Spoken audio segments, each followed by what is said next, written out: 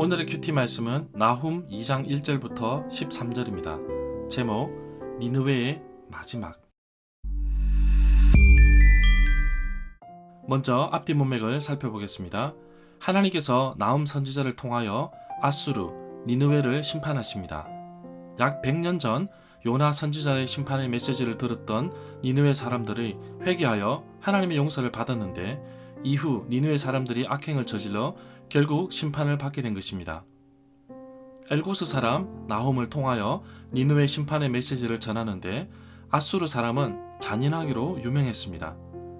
니느웨의 멸망은 곧 유다에게 회복의 날, 구원의 날입니다. 영원할 것 같았던 강대국 아수르가 결국 한순간에 멸망의 길로 접어듭니다. 하나님께서 니느웨를 향하여 너를 치겠다고 하셨습니다. 이스라엘의 원수였던 아수르의 완전한 멸망을 예언하고 있습니다. 1절에서 말하는 파괴자는 곧 바벨론, 메대와 바벨론의 동맹군을 의미하는데 니느웨를 공격하여 완전히 몰락하게 됩니다. 문단을 나눠보겠습니다. 1절부터 7절은 니느웨 멸망의 모습, 8절부터 13절은 니느웨 멸망의 결과. 1절에 보면 역설적으로 니느웨를 심판하시는 메시지에서 니느웨에게 거리를 동이고 힘을 크게 하라고 합니다. 그런 이유는 바로 그 뒤에 따라오는 잘 준비된 군대가 침략하고 있습니다. 이 구절에 파괴하는 자라는 말이 나오는데 만군의 여호와의 명령을 받은 자로 볼 수 있습니다. 이러한 공략 도구로 BC 612년에 니느웨를 멸망시킨 메대와 바벨론의 동맹군이 사용되었습니다. 이 구절에서 메대에 대해서 알아보겠습니다. 현재 이란에 해당되는 곳에 있던 강한 나라입니다. 또는 그 나라에 살고 있던 사람들을 의미한다고 볼 수 있습니다. 메대는 BC 550년 바사 제국의 한 부분이 되었습니다. 2절에 보면 여호와께서 없이 하였음이라 라고 하였는데 이 구절은 이스라엘의 회복에 관한 막간 설명이라고 할 수 있습니다. 어떤 사람들은 이 구절이 후대에 삽입되었다고 생각하고 어떤 번역들은 1장 15절 뒤에 이동시켜 읽기도 합니다. 3절부터 4절 단락에 보면 침략자들의 군대를 묘사하고 있습니다. 방패와 옷은 붉은색으로 빛나고 병거가 햇빛에 번쩍이고 창끝도 그러합니다. 4절의 표현에 보면 전차들이 거리를 내달리고 성 광장에서 이리저리 달립니다. 그 모양이 횃불 같고 달리는 모습이 번개 같습니다. 그들의 병거들은 미친 듯이 거리를 달리며 대로에서 이리저리 빨리 달리니 그 모양이 횃불 같고 빠르기가 번개와 같습니다. 5절에서 성 안에 있는 왕이 서둘러 군사를 일으켰으나 아무런 쓸모가 없다는 것을 말하고 있습니다. 성을 수비하는 군사들이 비틀거리면서 성벽으로 달려갔지만 침략자들은 수비병들이 자신들을 방어하기 위해 던진 돌과 날리는 화살들로부터 자신들을 지킬 방어막을 이미 성 앞에 세워졌다는 것을 5절 하반부에 기록하고 있습니다. 6절에 보면 침략자들이 이미 성 안으로 들어와서 강 쪽에 세워진 수문을 안으로 열었다고 보고 있습니다. 그런 이유는 강 쪽 성 바깥에서 이 성을 공격한다는 것은 실제로 불가능하다고 보고 있습니다. 니느웨는 티그리스 동쪽 언덕 위에 위치해 있습니다. 7절에 보면 히브리어 번역이 확실치는 않는데 니느웨를 황후, 신유로 의인화, 인격화하여서 설명하고 있음을 보게 됩니다.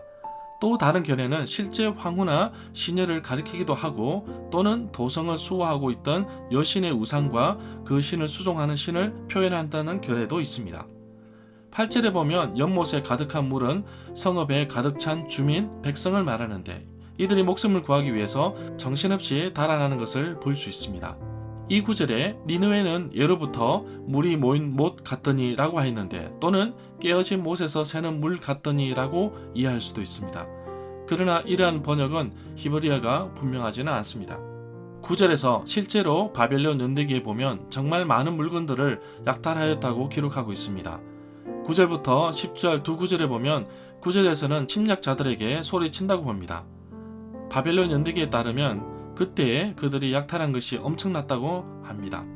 11절에 보면 사자의 굴이 나오는데 사자는 고대 근동에서 흔히 제왕과 정복자를 상징하며 아수르 예술에 많이 등장하고 있습니다. 11절부터 12절은 조롱의 노래입니다. 나훔은 니느웨가 이미 폐허가 되어버린 것을 보고서 빼앗긴 물건들이 사자굴에 수북히 쌓여있는 비유적인 말로 표현하고 있습니다. 13절에 보면 니느웨가 멸망한 것은 어떠한 힘의 문제가 아니라 만군의 여호와께서 아수르의 범행을 보시고 심판하시는 것을 말합니다. 여기에서 젊은 사자를 칼로 멸절한다고 했는데 칼은 전쟁을 의미한다고 봅니다. 절마다 상세한 설명과 구절 해석, 그리고 핵심 내용과 중심 줄거리는 네이버 블로그에 올려져 있습니다. 내게 주시는 교훈입니다. 영원할 것 같았던 아수르의 니느웨는 결국 한순간 하나님의 심판으로부터 무너져 버리며 폐허로 전락해 버렸습니다. 우리가 이 세상 사는 동안에 모든 것이 완벽하지 않으며 영원하지 않음을 기억하기를 원합니다. 전쟁도 경제도 하나님의 손, 주권에 달려있음을 기억하기를 원합니다.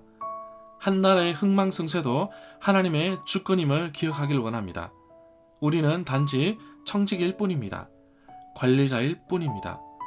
관리자는 교만해서는 안 되며 거짓으로 살아서도 안 됩니다. 청지기는 오직 맡겨진 일에 충성을 다하는 것입니다. 그래서 모든 문제를 하나님께 맡기고 친히 하나님께서 나의 삶을 이끄시도록 기도하며 살아가야 할 것입니다. 오늘 하루도 하나님께서 나에게 맡겨주신 귀한 일들을 잘 감당하며 모든 것을 하나님께 맡기고 순종하는 하루가 되기를 간절히 소망합니다.